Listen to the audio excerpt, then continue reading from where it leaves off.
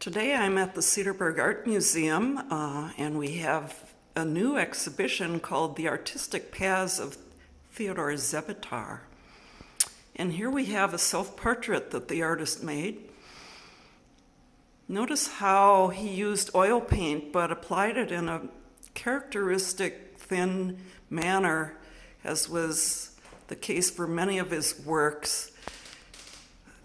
Because he was a poor artist, he made his paints go as far as he could. So this is typical of his work from maybe the late 30s or early 40s. Czebotar, or sometimes pronounced Czebotar, was born in 1915 in Milwaukee of Polish-speaking parents. And he had 7 brothers and sisters, and family life was often a subject for him. Notice how he can quickly define a scene with simple lines and simple color strokes. This is probably his youngest sister getting her hair braided, about 1938. And also, at about the same time, we have a painting by Ted who captured his youngest sibling sleeping, and this too was probably from about 1938. He would go out west and travel around the U.S., but often come back to his family home in Racine.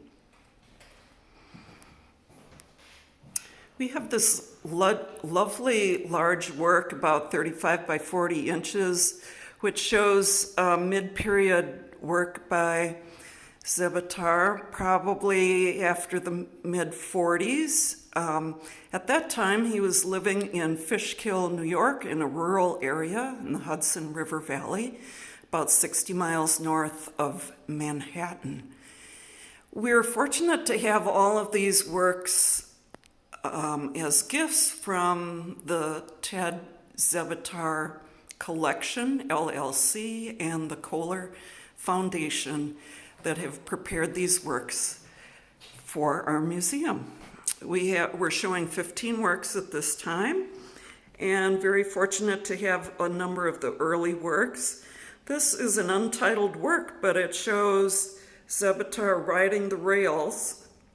He would often hop a boxcar to get a free ride to the Western USA. He left high school just before graduation in order to see the western part of the USA.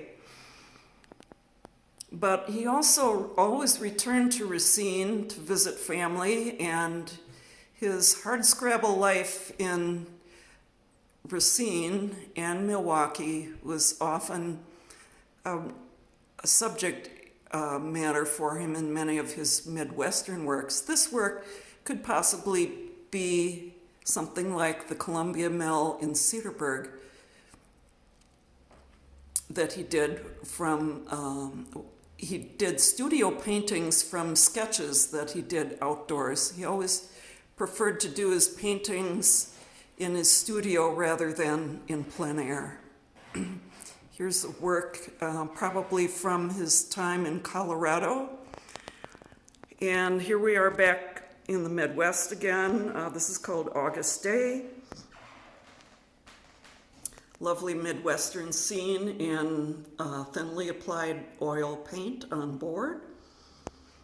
And likewise, here is a work called The Circus Piece, Red Wagon. And I almost detect a self-portrait here of the artist when he was hanging out with circus people or hobos, or also he did some work for the WPA program and a federal theater program while he was in Colorado. This is a work that may have stemmed from his visits to New York. It seems to be an urban scene, or it could possibly be Racine. Now we're going to see some of his later works that were far more modernist in approach. This is a work called Summer Road, Fishkill. And notice how we have simple forms here, simple colors. He's becoming a bit more modernist, although he really didn't seem to follow any known fashion at the day. He had his own unique style. This work may have been when the artist traveled to the Northwest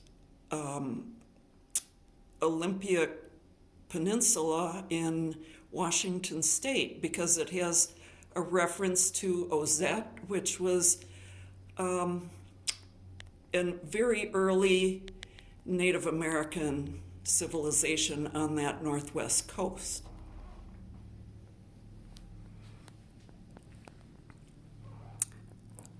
This beautiful cloud painting has wonderful repetition of forms and simple colors, which was characteristic of some of these later period paintings, but they are all undated.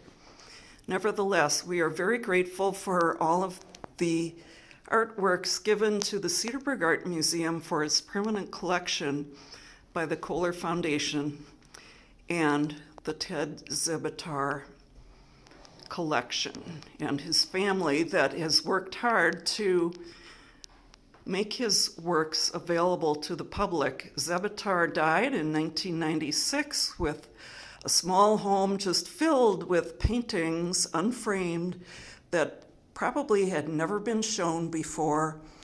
And the family and the Kohler Foundation have organized these works for the public and other museums to have and enjoy. So please see these works in person up until January 17th. The Cedarburg Art Museum is open Wednesday through Sunday, 12 to 4 p.m.